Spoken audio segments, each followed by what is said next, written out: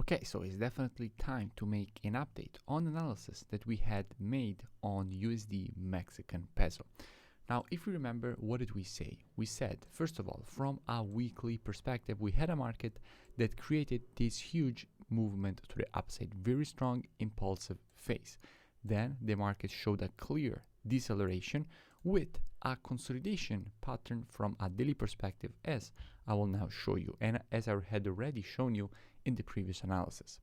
Now, just a quick thing that I want to show you from the weekly. This is clearly the previous resistance, which is now support, and we would like to see the market go lower to test this area, which is our first support area to the downside. So it's our downside target from a weekly perspective. Just one thing, this thing to keep in mind. So we want to see a deeper retracement. Now, if we want to measure this retracement, where are we supposed to be taking our Fibonacci? From the low to the high of the impulse. And what we can see that the 50% is aligning very well with this level, and we would like to see the market go and test it. Now, if we go down on the daily time frame, what kind of situation did we have and what kind of situation we have at the moment? Now, we had identified this very important wedge formation, and this was a clear distribution strategy, and we wanted to see the market break that zone to the downside. Now, when the market broke it the first time here, it is clear that there wasn't enough liquidity for banks to actually add all their short positions. So what did they do? They closed back above the trend line, so that most retail traders said, okay, this is a fake breakout, let's start to buy.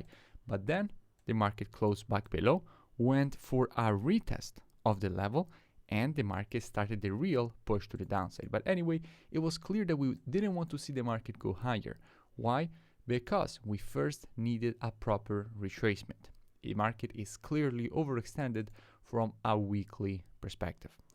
Now, when it comes to entry, we are running a short position with students, which we closed exactly at this level. Now, why at this level? Why did we close our short? We closed our short because here we have this support, which is again supported this area. Can the market and should the market go lower? Absolutely yes. But it's also true that from here the market is supposed to start a retracement.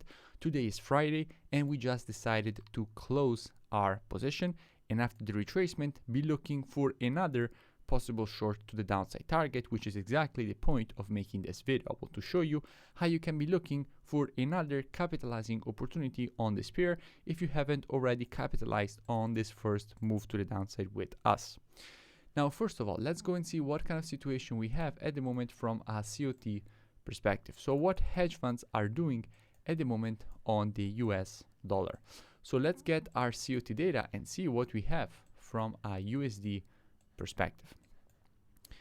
Now, if we go and get our USD data, what we can see that hedge funds during the move to the upside were closing their long positions. So clearly not really interested in the long anymore. If during a move to the upside, hedge funds are closing their longs, it means they don't want to bring price higher. And sooner or later, they will definitely start adding shorts as well.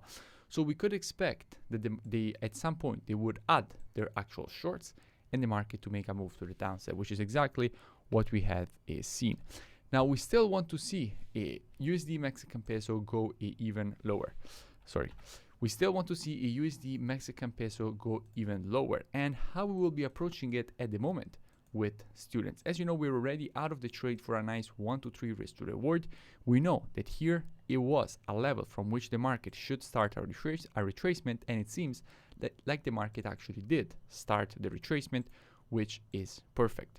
So now we have to adjust to the new market structure as traders, always being adaptive. And what do we know at the moment? We know that all this level is previous support here, support here, support here, support here, and it's all turned resistance at this area.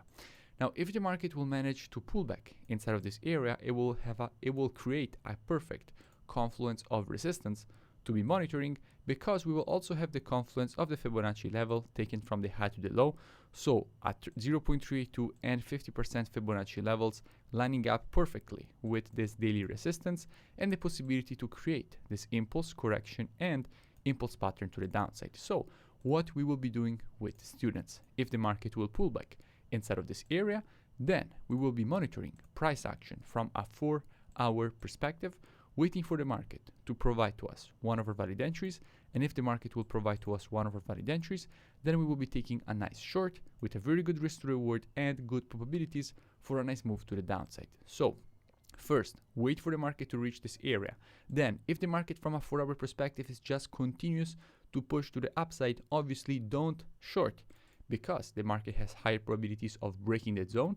And at that point, obviously, we have to adapt to the new market structure and be looking for the possible completion of this inverted head and shoulders.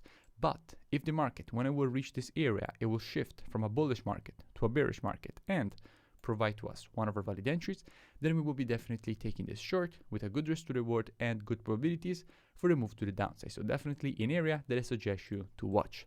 Now, if you enjoyed this free analysis and education, make sure you drop a like and a comment. It really does support the creation of more free education and analysis for all of you, and I will see you in the next video.